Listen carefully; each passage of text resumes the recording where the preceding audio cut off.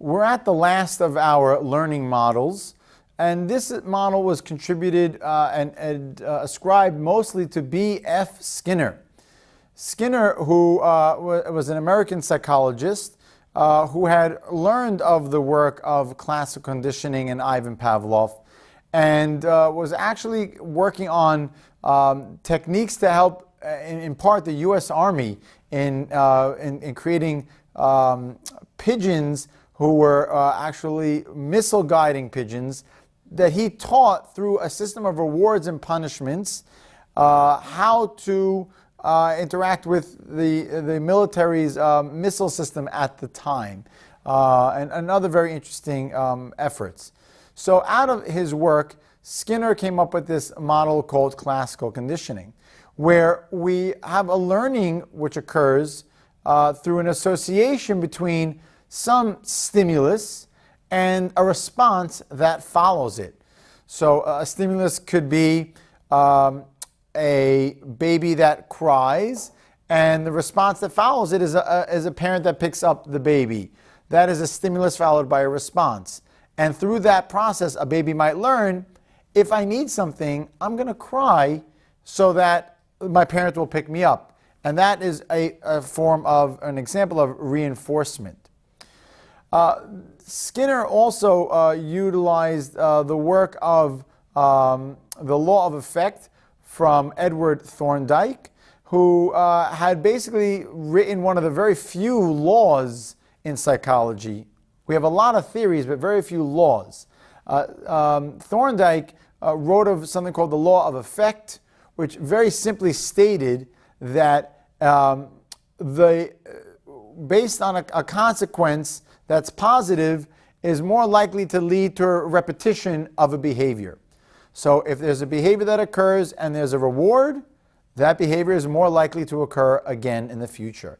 If there's a behavior that occurs which receives a punishment, that behavior is simply less likely to occur in the future. So through this understanding of rewards and punishments, Skinner began to elaborate on this theory of rewards and punishments, and began to give more details about the system. Spoke about reinforcement, saying that anytime a behavior is likely to be repeated, we are dealing with reinforcement. Again, anytime we're looking to repeat a behavior, we're talking about reinforcement.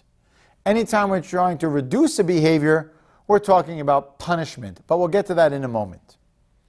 He divided reinforcement into two types, or two flavors: positive and negative reinforcement. Positive reinforcement is what occurs when I add something in order to increase the likelihood that a behavior will occur. And actually what I'm adding is something desirable. So when I add a desirable stimulus in order to increase the likelihood that a behavior will occur.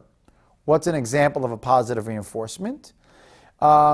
If you have a child that does his homework and you give him an extra chocolate chip cookie at night, or let him play extra games on their gaming system, that is something that they desire, and hopefully it will lead to an increase in their behavior of doing their homework.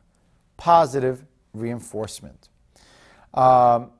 Negative reinforcement is when I remove something desirable in order to increase the likelihood, when I remove something undesirable in order to increase the likelihood of a behavior.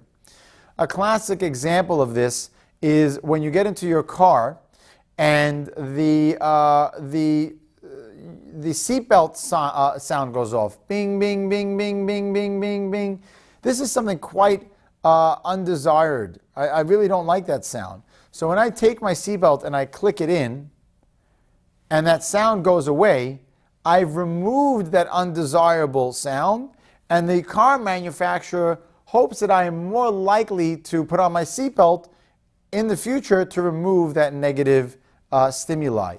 Or if I have a headache and I take an Advil, the Advil removes that negative stimuli of the headache, Therefore, in the future, the next time I have a headache, I am likely to repeat that behavior, take that Advil, and remove that negative stimuli. And this too is an example of negative reinforcement.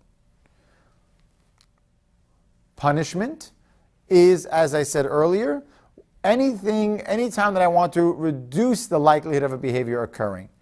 A positive punishment is when I introduce a undesired stimuli in order to reduce the likelihood of a behavior occurring. So this might be if I have a student in a classroom who is using their cell phone. A teacher might give that student a 5-point reduction. They might give them a 5-point penalty on their exam. So they're introducing something undesired. I'm being introduced to punishment of sorts in order to decrease the likelihood of my behavior occurring. Another example would be if I don't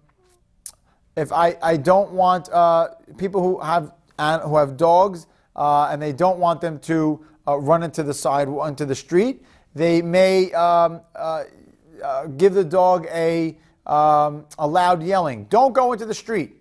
That's undesired. The dog doesn't want to be yelled at. And hopefully it will decrease the likelihood that they'll run into the street. A negative punishment is when I remove a desired stimulus in order to decrease the likelihood that a behavior will occur. So a example of when I'm removing something that's desired, I have a student who is not doing their homework, so I remove their Xbox from them, or I remove their cell phone for 3 days or a day, in order to decrease the likelihood that they'll repeat that undesired behavior. So these are just some of the examples of negative punishment, positive punishment, negative reinforcement, and positive reinforcement. Finally, we have from Skinner a discussion about how to apply these reinforcements and punishments. And Skinner talked about a schedule or a method of applying these reinforcements and punishments according to either a time frame or a number of applications. So he talked about there being a ratio schedule, which means how many times a response has been made. So I might have a fixed ratio schedule of reinforcement. So this would mean that every 10 times that a salesman sells a watch, I would give them a $100 reward. So for every 10 sales, they get a $100 bonus. It's a fixed ratio, a fixed number of occurrences whereby they'll get their reward. A variable ratio means an unknown number of occurrences. So I might tell a class that I have, you're going to get pop quizzes. It might happen after 2 classes, then it might happen after 10 classes, and then after 3 classes. You don't know upon which number you're going to receive this pop quiz. Another example is from in the gambling world. If I go to a slot machine and I pull the lever down, I don't know if I'm going to get the reward or hit a jackpot after 1 pull, 10 pulls, or 100 pulls, or scratching the lottery ticket. Is it 1 lottery ticket, 5, 10, 15? I can't predict because it's a variable ratio schedule. Finally, we talk about the interval schedule. This is based on an amount of time in between reinforcements. So a fixed interval would be a reward that occurs after a set period of time. I get paid after on every Tuesday of the week. Semantically, you might say that's 7 days, but when we look at it as time, it's the passage of 7 days that provides me with my reward. A variable interval would be an unfixed period of time where I can't predict how often I'll get the reward or the punishment.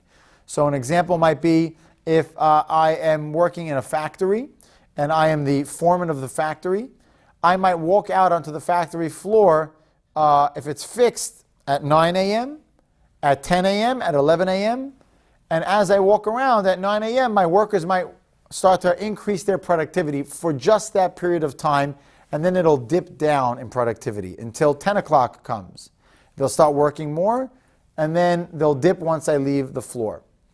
A more steady level of production will occur with a variable interval schedule. They can't predict if I'll come out one day at 9 o'clock, one day at 9:05, one day at 9:13, and then at 10:11, and then at 10:27. And because they can't predict when I will come out to check on their work, they are more likely to work at a steadier rate. And therefore, this is an encouraged method to use in terms of reinforcement as well as punishment. So this completes our discussion of the various learning techniques from the beginning to the end.